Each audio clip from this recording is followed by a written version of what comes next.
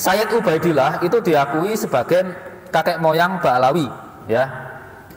Untuk membuktikannya secara genetika, maka kita harus menemukan penanda genetik itu di setiap cucunya. Punya semua harusnya laki-laki.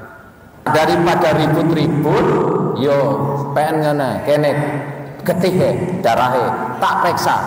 Angger memang C, oh, sampean bener kok. Tapi angger G, loh, kalau muslim boleh salah, tapi nggak boleh bohong. Kita bisa ngakali nasab dengan manuskrip, kubur atau apapun, tapi kita nggak bisa ngubah catatan di tubuh kita. Karena berapa? Bagaimana caranya ngubah 12,7 triliun sel kita? Itu tiap sel ada catatannya. Bahwasanya nasab Ba'alawi itu batal, itu qot'i, pasti dari mana? Kan itu goblok lagi nanti. Apalagi kalau dimunculkan dari seorang kiai. Jadi kiai apa namanya? Kiai goblok nantinya. Jangan memperlihatkan kegoblokan pemikiran, kegoblokan pemahaman. Kan malu kita. Harusnya malu para ulama loh, punya ilmu kok gak bisa gampang membatalkan nasab seseorang, kan aneh. Apalagi dianggap qot'i. Kalau yang dijadikan dalil adalah tes DNA, kan ahli tes DNA-nya juga, ya, sudah mengatakan bahwasanya tidak mungkin bisa pasti, ya, menghasilkan apa? Keputusan yang pasti, nggak mungkin, masanya jauh. Harus dites DNA dulu Rasulullah SAW-nya, harus dites DNA dulu Sayyidina Ali bin Abi Thalib, Siti Fatimah Az-Zahra radhiyallahu taala anha, harus dites DNA dulu Sayyidina Hasan dan Husain. Ada yang tes DNA? Hah? Dari negara mana? Ayo. Hah? Jangan digembor-gemborkan tes DNA, tes DNA, tes DNA. Siapa yang menggembor-gemborkan tes DNA itu kan dalam hal ini, ingat, tes DNA. DNA itu memang pengetahuan, ya, yang bisa jadi rujukan, ya, tapi untuk yang bisa, yang memungkinkan, orangnya ada, setelahnya ada, ya, pahami oleh kita. Yang tidak lama masanya, ya, walaupun sudah mati, ya otopsi. Apa ada yang otopsi Rasulullah? Hah? Nah, kalau kamu memaksakan diri dengan dalil tes DNA, itu kamu punya otak pemikiran goblok lagi, menunjukkan kepada kebodohanmu. Ini umat jangan dibodohi lagi, jangan. Kalau bilang tes DNA, bukan kita mengingkari tes DNA, tidak, tes DNA, ya, tidak kita ingkari, gitu kan? Ingat, untuk yang saat ini nih, namun ingat, untuk saat ini juga ada aturan fikih yang mengatur, ya, ada saatnya tes DNA tidak boleh dipercayai untuk masa ini aja, ya, apalagi masa yang tidak, menurut ahli DNA-nya juga tidak mungkin bisa menghasilkan yang akurat, tidak mungkin. Ya, tidak mungkin, ya. Pahami oleh kita semua. Kalau yang disyaratkan harus ada kitab sezaman, loh, kalau harus ada kitab sezaman, semua manusia nanti rungkan. Coba, kan? Semua. Jadi anak siapa ini semuanya? Saya keturunan Nabi Adam, bohong kamu. Mungkin keturunan monyet kamu. Saya minta kitab sezaman dari setiap orang, dari ayah terus kakek terus sampai ujung Nabi Adam. Saya minta kitab sezaman. Itu yang mensyaratkan kitab sezaman siapa? Kan kamu sendiri yang kamu bikin. Itu ijtihad kamu yang goblok. Ijtihad yang goblok lagi, ijtihad goblok ini. Yang logor itu ijtihadnya. Loh, ahli nasab semuanya tidak ada yang mengatakan ini syarat mutlak, nggak ada kok. Kenapa? Karena masalah nasab itu adalah masalah keterpercayaan seseorang. Ya seperti hadis, ilmu hadis saja keterpercayaan seseorang, walaupun tidak ada bukunya. Saya bin Anu, ibu saya Anu, oh bapak saya Anu, anaknya Anu, anaknya Anu. Jadi kita menerima daripada orang-orang yang fikoh yang terpercaya. Assalamualaikum warahmatullahi wabarakatuh. Puji syukur kepada Allah Subhanahu wa taala kita bisa dikumpulkan di sini untuk belajar, bertukar ilmu. Kemarin tuh saya ngomong sama Bu Rere, itu Bu Rere. Ini tumben para kiai peduli genetika gitu, seneng dia malah. Bu Rere ini kepala laboratorium genomik di tempat kami. Jadi kalau mau uji DNA silahkan hubungi Bu Rere, gitu. Nah.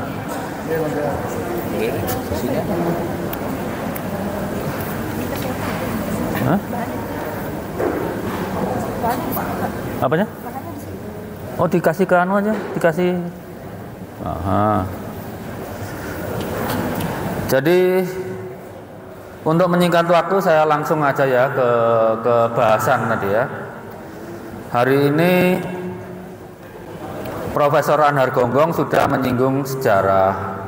Kemudian Kiai Ahmad juga suka menyinggung buku nasab. Kita andaikan ini cara kerjanya seperti Pak Polisi di Samsat. Di Samsat itu BPKB-nya yang ngurus seperti Kiai Ahmad tadi. Asal usulnya gimana? Kemudian berapa kali transaksi pajaknya ya seperti Profesor Anhar Gonggong tadi diurut di sejarahnya. Tapi kan harus cek fisik. Nah, cek fisik ini kita lakukan uji DNA. Kenapa dengan uji DNA? Karena kita itu artefak nenek moyang kita. Jadi misalnya saya nih punya mutasi, itu catatan Tuhan tentang saya. Itu saya wariskan ke anak saya, laki-laki misalnya. Anak laki-laki saya mengalami mutasi lagi, maka mutasi saya dan anak saya itu diturunkan ke cucu saya, seterusnya itu. Dan mutasi itu ada yang umurnya panjang, ada yang umurnya pendek. Ada yang panjang sampai 1 juta tahun nggak berubah-berubah ada. Ada yang pendek pun hitungannya masih ribuan ya STR itu. Ribuan tahun. Itu yang dipakai menghitung kekerabatan yang jangka pendek. Makanya tadi karena Kiai Ahmad udah nyebut merek ya, saya coba lah, saya dianggap mewakili keluarga aja lah. Kalau saya punya cucu ya, katakanlah 10 generasi ke bawah, mereka itu harus punya mutasi yang terjadi di saya, itu harus. Cara membuktikan saya ada, ya diperiksa mutasi cucu-cucu saya itu 10 generasi. Sama dengan penelitian yang sedang berjalan ini belum selesai, walaupun mungkin masih bisa didebat, dibantah, silahkan aja. Seperti kita menemukan kode genetiknya Nabi Ibrahim, caranya sama. Yang dari Nabi Ishak diperiksa, yang dari Nabi Ismail juga harus diperiksa, karena kan dari dua itu. Kalau dari anaknya lain lagi nanti ketemu juga diperiksa. Itu penelitian yang belum selesai. Kalau kasus, maaf saya akhirnya nyebut nama ya, oke. Sayyid Ubaidillah itu diakui sebagai kakek moyang Ba'alawi ya. Untuk membuktikannya secara genetika, maka kita harus menemukan penanda genetik itu di setiap cucunya. Punya semua harusnya laki-laki. Itu kewajiban Ba'alawi untuk membuktikan berbakti pada kakeknya. Itu caranya. Karena kalau dia gurus lurus laki-laki, itu haplogrupnya pasti ada yang sama, haplotype-nya ada yang sama, kecuali kalau bayi ketuker di rumah sakit ya mbo. Tapi sepanjang dia hasil nikah atau budak itu harus sama. Itu.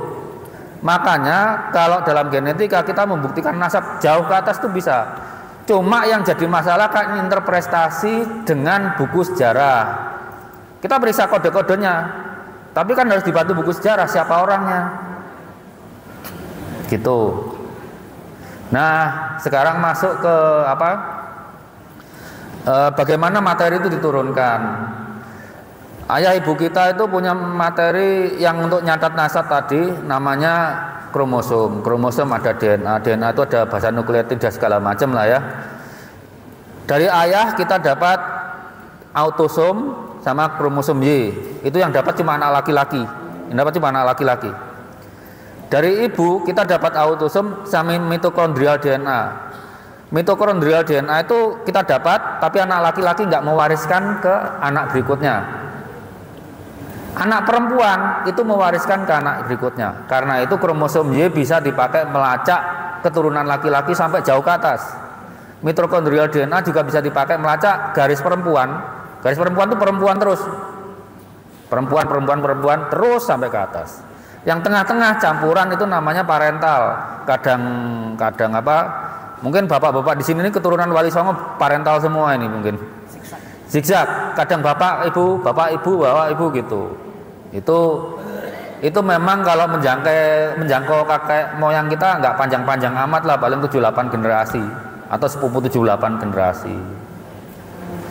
Nah, seperti tadi, kapan mutasi itu terjadi? Misalnya dari saya ke anak laki-laki gitu ya. Itu saat orang tua akan membentuk sperma, itu mutasinya terjadi di situ. Begitu terjadi konsepsi pembuahan, saat itu nasab Anda dicatat di sel. Jadi kalau di DNA nggak ada ribut buku sejaman atau sesudahnya, Anda jadi manusia dicatat. Yang anak wanita lebih hebat lagi. Saat dia bayi, nasab anak-anaknya itu sudah dicatat di ibunya. Ibunya masih bayi loh. Karena apa? Anak perempuan itu lahir sudah bawa sel telur, cuma belum mateng, nggak bisa dipakai. Tapi nasab keturunannya udah dicatat sama Tuhan di situ. Itu catatan Tuhan begitu. Kita mengembangkan bacaannya. DNA itu kita nggak bikin catatan apa-apa. Apa yang Tuhan catat, itu yang kita baca. Kita bisa ngakali nasab dengan manuskrip, kubur atau apapun. Tapi kita nggak bisa ngubah catatan Tuhan di tubuh kita. Karena berapa? Bagaimana caranya ngubah 12,7 triliun sel kita? Itu tiap sel ada catatannya.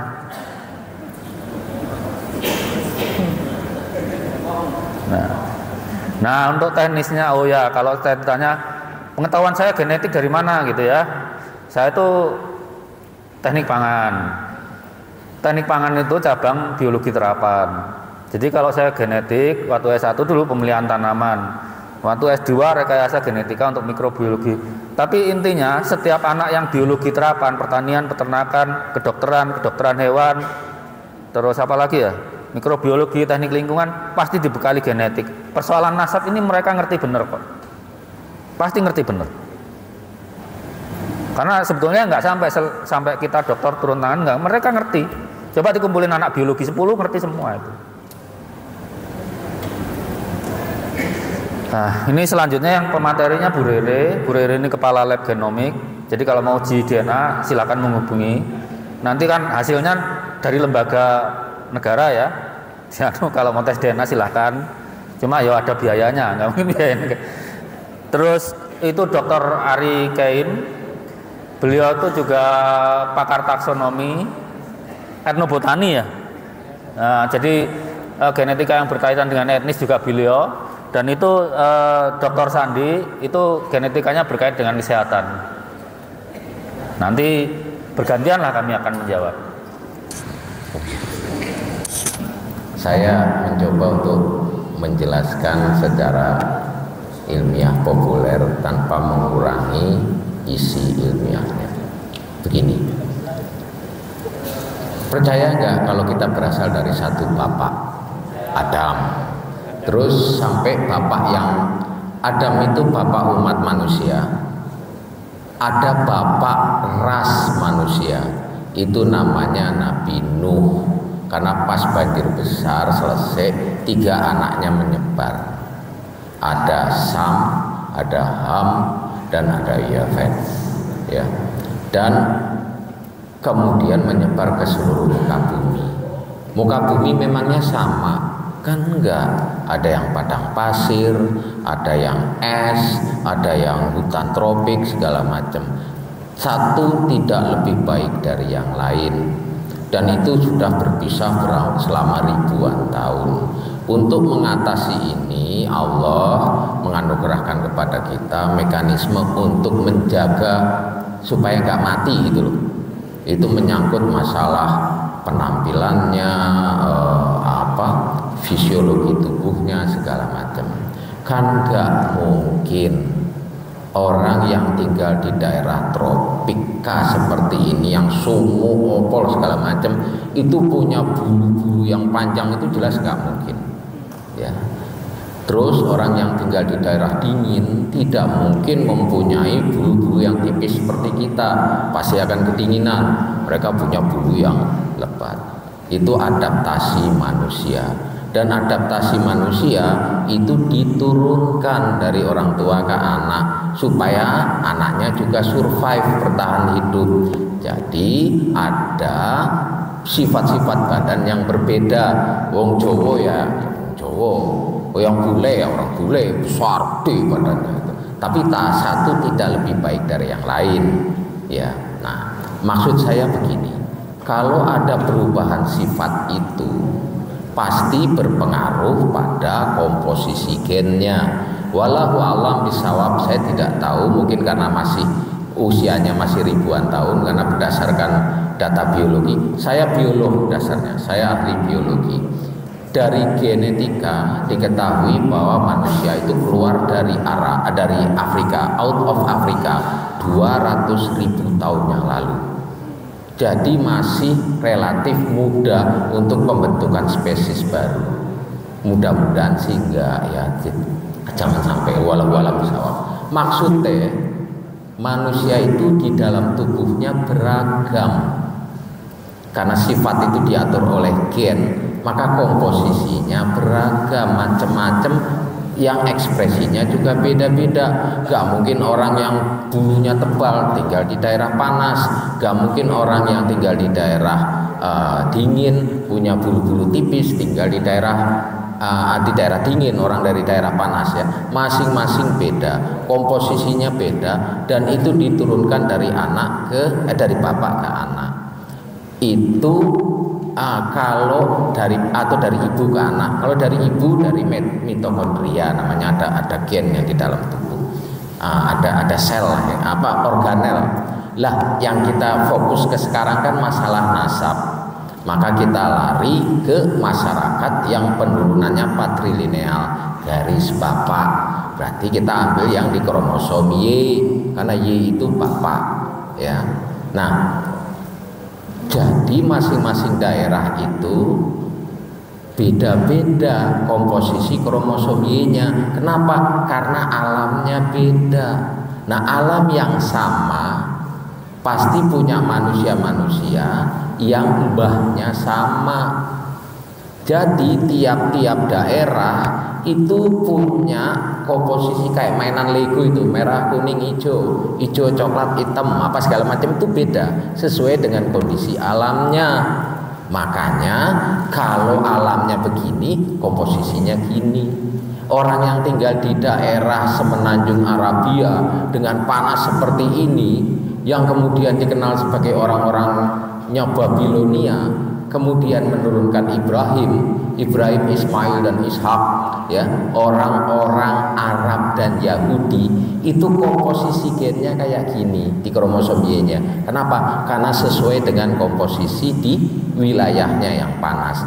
Ini dibagi grup ya, dibagi klasifikasi secara alfabetis, namanya haplogrup C, karena itu dari hanya sel laki-laki. Kalau manusia kan XXSY, ini kan cuma satu bahasa Latinnya haplo, separuh, haplotype, tipe separuh laki-laki ya. Tipe yang khusus laki-laki, yang separuh cuma laki-laki, berarti yang Y, bukan yang X kan perempuan, yang Y laki-laki. Y ini juga beda-beda. Kenapa? Sesuai alamnya. Allah Maha Adil, Allah menyukai diversitas. Makanya saya pernah guyon sama teman saya, seandainya Rasulullah dengar Bhinneka Tunggal Ika, beliau pasti senyum. Karena Allah itu menciptakan keberagaman, karena alamnya beragam. Maka orang yang tinggal di daerah padang pasir kayak begini, yang kemudian menurunkan orang-orang Yahudi dan Arab, itu komposisi Y-nya kayak gini, maka itu disebut Y ya, kromosom Y, grup C1, grup orang-orang padang pasir Arabia. Lalu masing-masing juga beda, orang Eropa yang dingin beda, yang Afrika gini beda segala macam. Termasuk orang yang di Asia Tengah kering-kering kayak Arab sih enggak, tapi padang rumput, stepa. Beda lagi dengan orang Arab, pasti kan, dengan orang Yahudi beda. Ya walaupun ada wilayah subur, tapi keringnya beda dengan yang di Asia Tengah. Nah ini beda lagi komposisinya, namanya komposisi G, bukan J lagi tapi G. Itu yang orang-orang sekarang, orang-orang yang wilayah yang berbahasa Turki, bahasa-bahasa kayak Turki, ya Kazakhstan, Uzbekistan, segala macam. Itu orang-orang Asia Tengah itu G, Kaukasia namanya. Jadi bagaimana mungkin mau mengaku Arab kalau Y-nya, kromosom Y-nya bukan J? Kan itu bukan orang Arab, itu orang sana. Tapi dunia ini kan luas, jadi jalanlah ke muka bumi. Maksudnya ini, jadi ada orang Kaukasus juga bisa tinggal di wilayah Arab, bisa ngaku-ngaku setelah sekian generasi aku Arab loh, gitu. Aku pasti bahasa Arab gini. Tapi diperiksa kromosomnya kok G bukan J, sampean ini sedang di sih, bukan Arab kok. Memang fasih bahasa Arab, wajah juga Arab gitu. Tapi haplogrupnya, legonya tadi, kalau Arab merah kuning hijau, ini kok ungu hitam biru, ini sekarang di nih. Kan nggak mungkin. Bener yang tadi dibilang oleh Pak Sugeng, kita bisa berdalih dengan naskah, dengan dalil, dengan kitab segala macam, tapi enggak dengan gen. Mohon maaf, ampun sangat nih, saya ambil yang sederhana aja. Sebentar aja. Punten Pak, punten Bu, punten.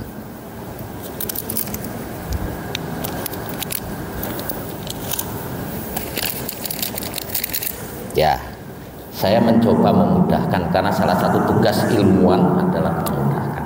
Bapak-bapak lihat kue-kue ini, ya macam-macam toh. Lah, oke, sesuai dengan buatannya. Yang coklat ini dari Tegal, yang ini dari Semarang, yang ini Cirebon, ini Jogja, ini Surabaya, ya, oke. Nah, ini kan Cirebon. Kok ada orang datang? Aku orang Cirebon. Cirebon itu nih Pak. Oh, aku istilahnya buntet lah misalnya. Oh buntet tuh Cirebon gitu. Oh aku Cirebon tuh gini. Terus orang Cirebon bilang, Mas, itu biasa enak kue ini kayak gini apa gimana Mas? Dia nggak akan nunjukin, karena kalau nunjukin gini, lu Cirebon begini kuenya, Cirebon tuh gini, gitu loh. Makanya orang-orang itu kalau ditanya ngaku Cirebonnya sekang buntet ke, sekang Pekalingganan ke apa, jelas kan Cirebon. Wong Cirebon pasti tahu Pekalingganan di mana, buntet di mana pasti tahu. Ini orang Cirebon, ngaku Cirebon, wah fasih banget Cirebon. Oh Cirebon gini loh, kantor posnya di jalan ini, KUA-nya di sini, masjidnya di sini, pokoknya tahu banget Cirebon. Tapi orang Cirebon bilang, loh, kayak nggak wong besek ya, anak ini apa? Wah anak ini kayak gini orang Kang. Gak bakalan dia kalau dia orang Cirebon, oh iya nih, Cirebon, oh iya, tapi kuenya kayak gini. Loh, wong Cirebon kok kuenya begini? Ini kan wong Semarang. Kalau Cirebon kan kuenya gini. Makanya tadi dibilang oleh Pak Sugeng, udahlah nggak usah ribut-ribut, pakai dalil mana-mana. Sini tak periksa genotipnya, ini tak periksa gennya. Sama juga dengan tadi. Wis kok Kang, ojo gali macem-macem Kang. Angger wong Kang, angger wong Cirebon. Kayak kuene kayak opo Kang? Ligi lho. Kene nggih nggo besek kok. Lah aku yo nggo besek. Aku sang Cirebon Kang. Lah ki Cirebon Kang. Kalau dia memang orang Cirebon, dia akan bilang ini. Tapi ini enggak. Kuene gini. Ini kuenya. Loh. Kayak wong Semarang. Wong Cirebon ini kuenya lho. Makanya sampai kapanpun kalau orang itu betul keturunan Rasul dan betul-betul genotipnya haplogrupnya C, dia akan ngasih, oh silahkan ambil darah saya kalau nggak percaya. Ini kan enggak ngumpet-ngumpet. Jadi ada yang dalam tanda kutip disembunyi. Lah, padahal sebenarnya simpel aja. Kalau mau ya, mereka kan takut kalau ternyata haplogrup mereka G bukan J. Jangankan keturunan Rasul, wong Arab aja bukan, gitu loh. Kan simpel. Saya tidak menuduh mereka ahlul bait atau bukan. Tapi kalau memang jadi gini, ilmuwan dan Islam kebetulan sama. Makanya di masa lalu, ilmuwan-ilmuwan di masa lalu yang fondasinya sampai sekarang tetap dipakai, termasuk genetik, itu ulama-ulama Islam. Al-Khawarizmi itu bapaknya optika modern. Saya botani, itu ada Al-Dinawari. Beliau menulis buku kitab Al-Hayatun atau apa Al-Nabati ya. Jadi tentang tumbuhan. Saya botanis, Bu. Saya mempelajari itu dan kami mengakui bahwa salah satu ilmuwan botani dunia itu adalah Ad-Dinawari. Ad-Dinawari yang menulis tentang apa yang di dalam bahasa Arabnya itu saya lupa namanya, yang kalau diterjemahkan intisari dari sesuatu yang penting. Itu apa? Pala. Beliau menulis tentang cengkeh. Cengkeh itu dan pala ini berasal dari wilayah Al-Mulk, negara dengan wilayah yang banyak rajanya, Maluku. Jadi sebelum Magelang segala macam pengujuran itu orang Islam sudah tahu. Itu loh. Makanya para ulama muslim yang juga masih diteruskan oleh kami sampai hari ini, detik ini, adalah mengatakan ilmuwan itu boleh salah tetapi tidak boleh bohong. Lah, ini guyonannya. Sebaliknya, orang yang jahat itu atau orang yang menyembunyikan kebenaran, semboyannya kita boleh bohong tapi nggak boleh salah kalau bohong, kan gitu. Nah, kalau kami ilmuwan dan kaum muslimin yang benar yang disampaikan juga oleh Rasulullah adalah kitab ilmuwan atau orang-orang berilmu, atau kalau kita kan disebut alim ulama ya. Alim ulama itu manusia loh, bukan dewa atau manusia setengah dewa. Alim ulama itu bisa salah tapi tidak boleh bohong. Jadi kalau ada sesuatu yang disembunyikan, dia tidak mau ngasih sesuatu, berarti ada yang bohong. Nah, sudah. Nah, daripada ribut-ribut, yo pengen kene getih darahe tak periksa. Angger memang J, sampean bener kok. Tapi angger G, kalau muslim boleh salah, tapi nggak boleh bohong. Rasulullah pernah salah nggak? Pernah, tapi kesalahannya kecil. Tapi Rasulullah pernah bohong nggak? Nggak pernah. Jadi kalau Anda muslim, jangan takut salah, takutlah kalau bohong. Nah, seperti saya tadi dibilang oleh bapak-bapak semua, bahwa baik dalam ilmu apapun juga ya, kita itu bisa aja sampai ke kesimpulan yang salah, tapi tidak boleh bohong. Itu pertama ya. Jadi makanya Rasul mengatakan sampaikan yang hak walaupun itu pahit. Dan ini pasti berkaitan dengan mereka merasa mempunyai kemuliaan, sehingga kalau dagang gampang, kalau ini gampang, jadi urusannya duit. Ya toh?